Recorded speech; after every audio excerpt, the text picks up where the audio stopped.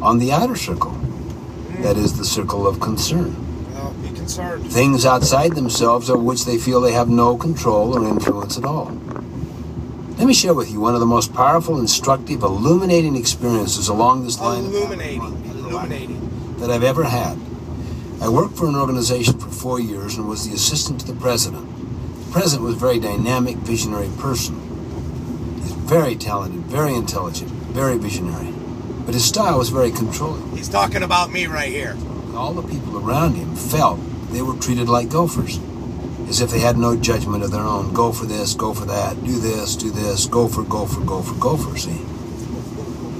And they would just sit around basically in the executive corridors confessing the president's sins, swapping war stories. Let me tell you the latest. This is what he did today. Can you believe this? How are things going with you?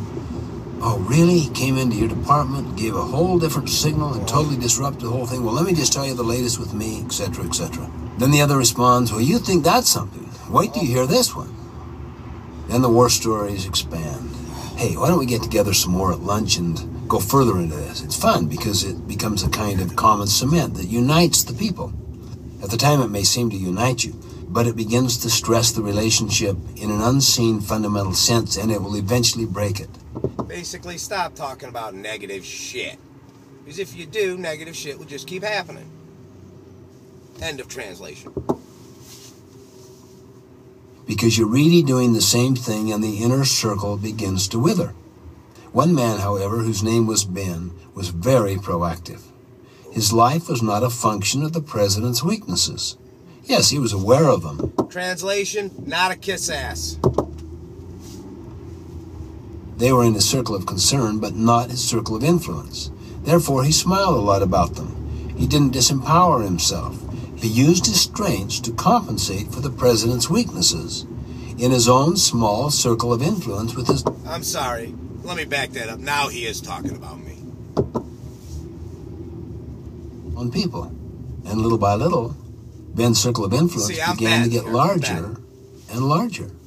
He exercised so much more initiative, so much more responsibility. Yet he himself was treated like a gopher, as were the rest.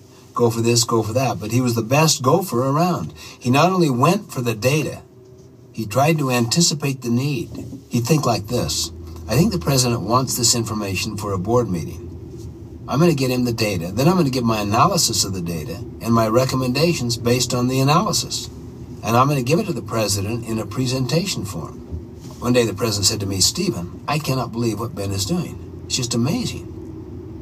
I asked him to get this information. He anticipated my need. He analyzed the information. He developed alternative recommendations. And it's in a form that I can present it to the board. You know, Stephen, I think I'm going to have him make the presentation. Hence, boom, promotion. Now notice what's happened to... And the end.